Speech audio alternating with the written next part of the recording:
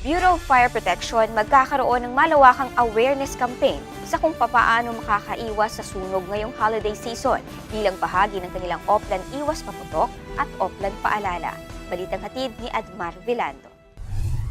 Likas na nating mga Pilipino na ipagdiwang ang panahon ng Kapaskuhan at salubungin ang bagong taon na maingay, maliwanag at makulay. Pero paalala ng Bureau of Fire Protection o BFP ay dapat kaakibat din ito ang wastong pag-iingat upang maiwasang malagay sa panganib ang buhay at maging ang mga ari-arian habang nagkakasiyahan at nagdiriwang ng okasyon.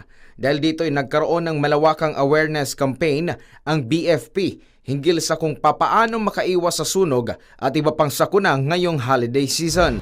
Ang ating pong mga bumbero sa buong Pilipinas ay nagko-conduct na po yan ng fire prevention dissemination sa mga lugar na maraming tao at doon po sa barangay, sa community, sa mga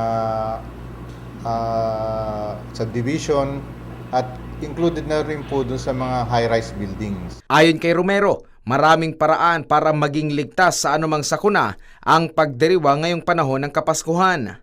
Gaya na lang ng pagtalima sa mga dapat tandaan na impormasyon na ibinibigay ng pamahalaan tulad na lang ng hindi paggamit sa mga ipinagbabawal na mga paputok, wastong paggamit nito at ang pagpapaputok sa ligtas na lugar. Meron pong sa batas na 7183 ay naka-enumerate po doon yung mga pinagbabawal na firecrackers or pyrotechnic.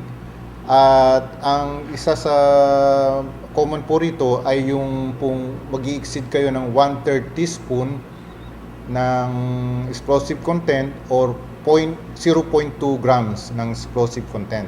Umapila rin si Romero sa mga manufacturer ng paputok at sa publiko na sumunod sa umiiral na Republic Act No. 7183 o ang batas na nagre-regulate sa pagbebenta, paggawa at paggamit ng mga paputok. Sa ilalim ng naturang batas ay may sinusunod na content o dami ng pampasabog ang mga manufacturer sa bawat klase ng paputok. Ilan sa mga ipinagbabawal na paputok ay ang Goodbye Philippines, Watusi, Piccolo, Boga, Big Judas Belt, Plapla, Quiton, 5-Star, Pillbox, Lolo Thunder, Big Bawang, Super Lolo at marami pa. Sa datos mula sa BFP, 300 at 79 na insidente ng sunog sa residential area ang nangyari noong Disyembre 2012 sa buong bansa. Mas mataas ito kung ihahambing sa naitala noong 2011 sa kaparehong buwan na umabot sa 337. Sa naturang mga insidente, faulty electrical wiring pa rin ang nangungunang dahilan sa mga sunog. Kaya't muli namang nagpaalala ang BFP na maging maingat na rin sa paggamit ng ating mga kuryente. Tiniyak naman ng BFP na nakahanda sila sa pagresponde sa anumang insidente na mangyari ngayong holiday season. Panahon ng celebration po ng Yuletide season ay yung lahat po ng ating mga tao ay meron po silang duty. Sa hinati po natin yung ating mga tao, yung iba po ay magjo-duty sila sa Christmas at yung iba naman po magjo-duty po sa pagsalubong ng bagong taon.